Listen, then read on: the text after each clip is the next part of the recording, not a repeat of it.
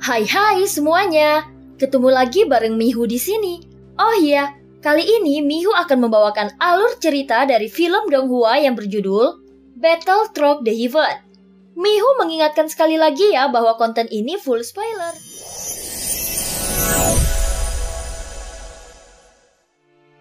Lanjutkan dari kisah sebelumnya.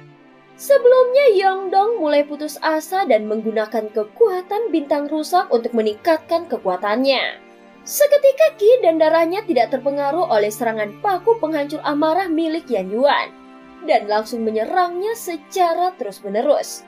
Sementara itu Xiaoyan sudah selesai menerima warisan dari Jin Huansen. Dia segera memainkan perannya sebagai Shizun dan langsung memprovokasinya. Ambil kembali? Apakah kau bercanda? Apakah permintaanmu sebelumnya hanya untuk melihat kekuatanku saat ini? Sudah berapa lama waktu berlalu? Kenapa kau masih seperti ini? Ucap Jin Huansen dengan suara yang dalam. Mendengar kata-kata Jin Huansen, Xiaoyan hanya mengangkat alisnya. Pada saat ini dia hanya ingin bercanda. Tetapi dia tidak menyangka akan langsung mengganggu psikis Jin Huansen. Dia segera memarahinya dan melanjutkan kata-katanya. Tetapi kau jangan khawatir. Aku akan membantumu mewujudkan keinginanmu.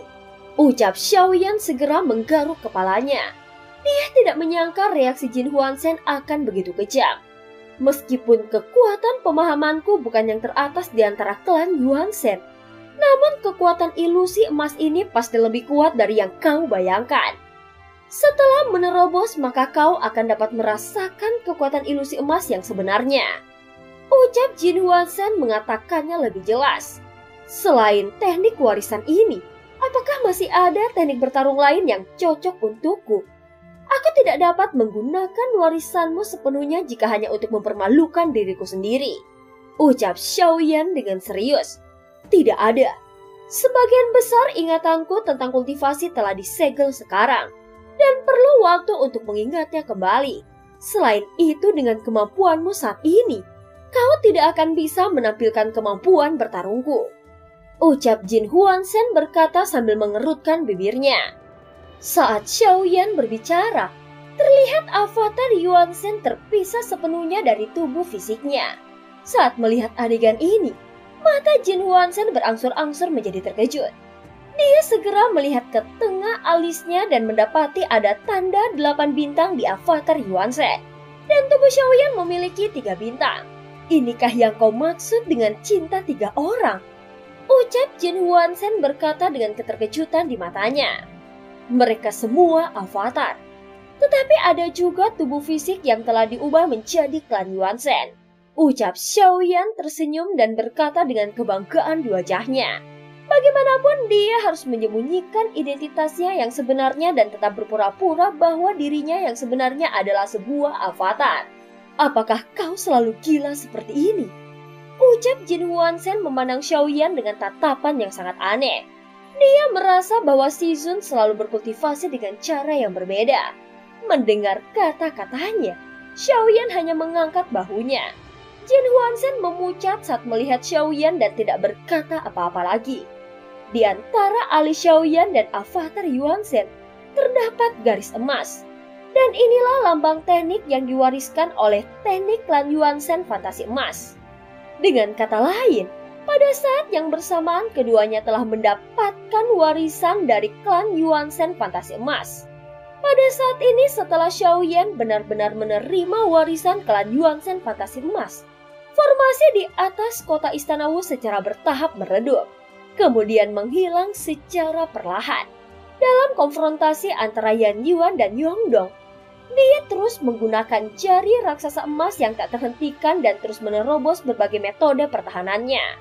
Yan Yuan bahkan mundur ke belakang dan menyemburkan darah dari mulutnya. Untuk pertama kalinya kepanikan yang begitu kuat muncul di matanya. Yan Yuan segera mengangkat tangannya ke arah boneka yang semula mengejar Long Biao untuk berbalik dan bergegas kembali membantunya.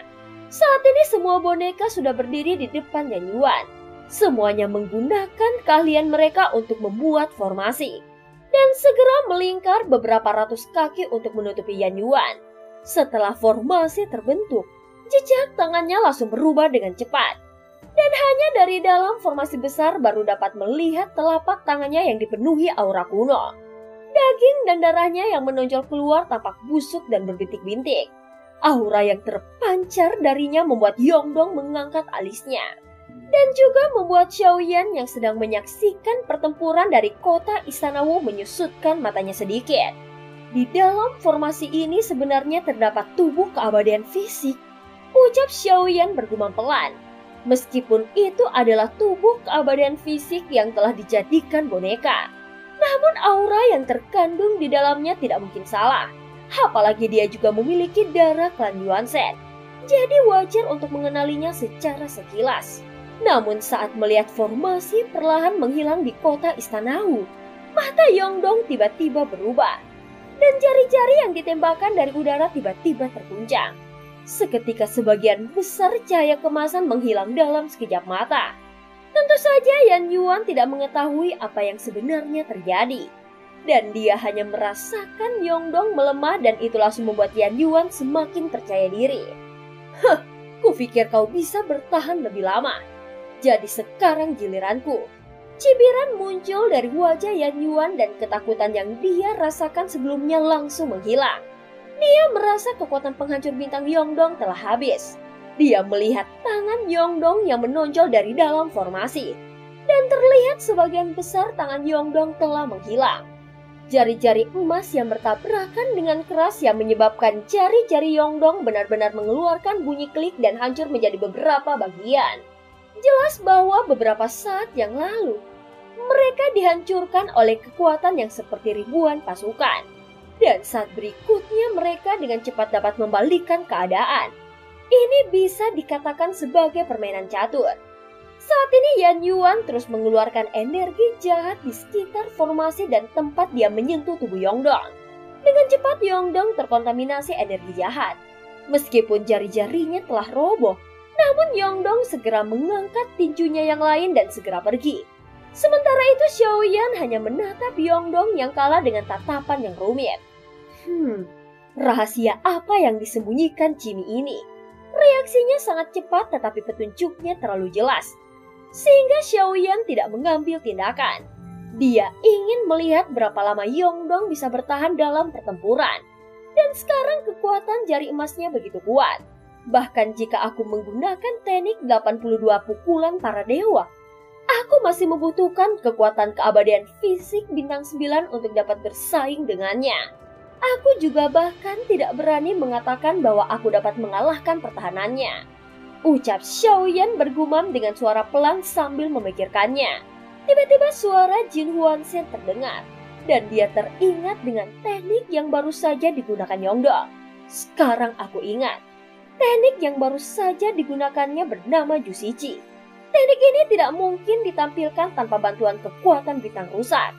Meskipun ini bukan teknik terlarang, namun ini juga merupakan keterampilan bertarung inti dari klan Yuanzhen.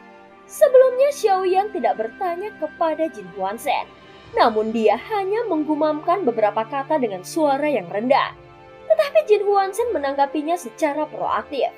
Jusici, ucap Xiaoyan sedikit mengerutkan keningnya.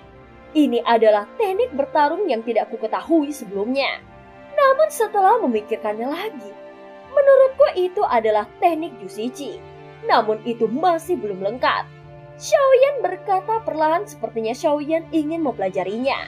Tetapi Jin Huanzhen tidak banyak berbicara tentang teknik Jusici ini. Terima kasih banyak. Sepertinya aku tidak perlu membuat permintaan kecil, bukan? Ucap Xiaoyan berkata dengan hati-hati. Meskipun kemampuan bertarungnya belum lengkap, namun aku ingin memintamu untuk mengajariku. Ucap Xiaoyan segera melanjutkan kata-katanya namun dengan nada yang mendominasi. Baiklah, itu hanya permintaan kecil. Biarkan aku memikirkannya. Sebaiknya tunggu sampai aku bisa memberimu keterampilan bertarung yang lengkap. Ucap Jin Huanzhen berkata dengan sedih. Saat melihat reaksinya, Xiaoyan berpikir di dalam hatinya bahwa sepertinya Jin Huanzhen ini adalah guru dan praktisi yang baik. Tetapi dia mengenal orang-orang dari klan Jimmy. Kupikir kau pasti mengenal orang-orang dari klan Jimmy. Tetapi aku jadi bertanya-tanya, Mengapa kau bisa terjebak di sini? Dan kupikir kau seharusnya tahu sesuatu tentang itu. Ucap Xiaoyan tidak bisa menahan dirinya untuk tidak bertanya. Aku tidak tahu banyak. Dan mereka tidak akan memberitahumu. Dan tidak begitu banyak tentang pengetahuan inti. Bukankah kau telah bertarung melawan mereka? Jadi masuk akal jika kau lebih tahu banyak dariku. Ucap Jin Huanzhen bertanya balik kepada Xiaoyan dengan bingung. Aku hanya bertanya kepadamu. Dan aku juga penasaran kenapa orang kuat dari klan Yuanzhen bisa jatuh ke tangan mereka. Xiaoyan yang sedang menyaksikan pertempuran di udara sambil berbicara dengan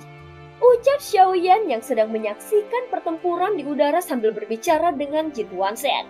Mereka dapat melihat dengan jelas bahwa pada saat ini Yongdong mulai kesulitan.